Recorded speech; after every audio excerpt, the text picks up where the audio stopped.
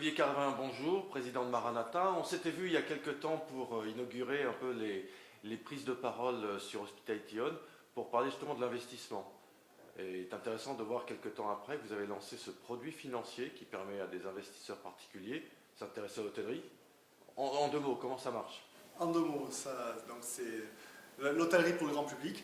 C'est-à-dire que c'est une société qui est en train de se constituer, qui va faire appel public à l'épargne, on a eu l'autorisation du marché financier pour cela, qui fait 35 millions de capital et sur laquelle on va rajouter 25 millions de dettes bancaires.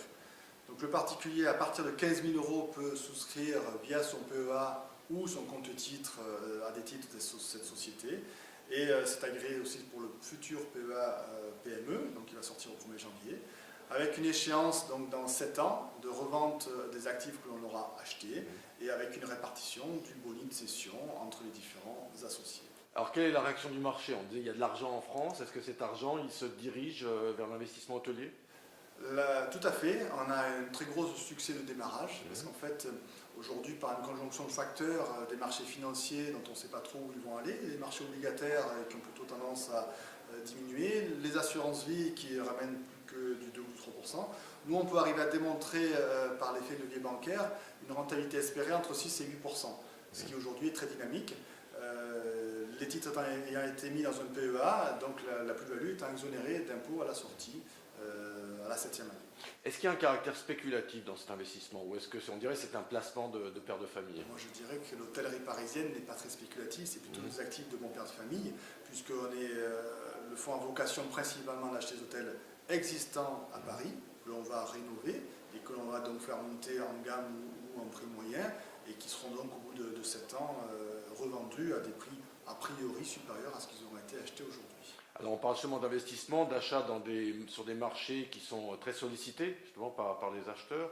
Est-ce que vous pouvez encore acheter dans de bonnes conditions sur le marché parisien? Tout est question de sourcing. Oui, on peut acheter dans de bonnes conditions, à condition d'avoir un bon sourcing et de ne pas s'enflammer, d'être patient, de ne pas aller sur des actifs dont tout le monde veut acheter.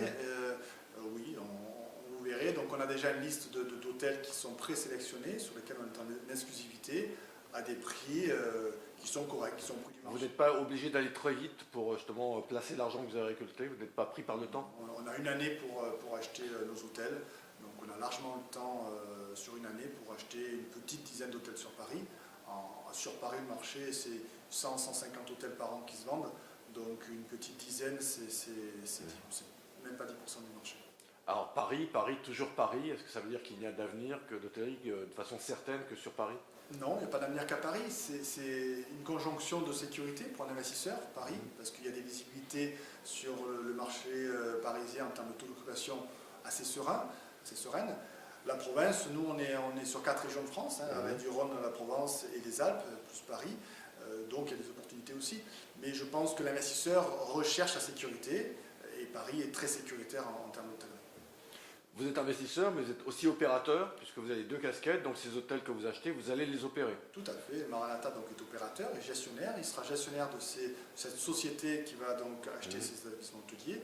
Et donc une dissociation entre les actifs achetés d'un côté et donc propriété de cette société et le groupe.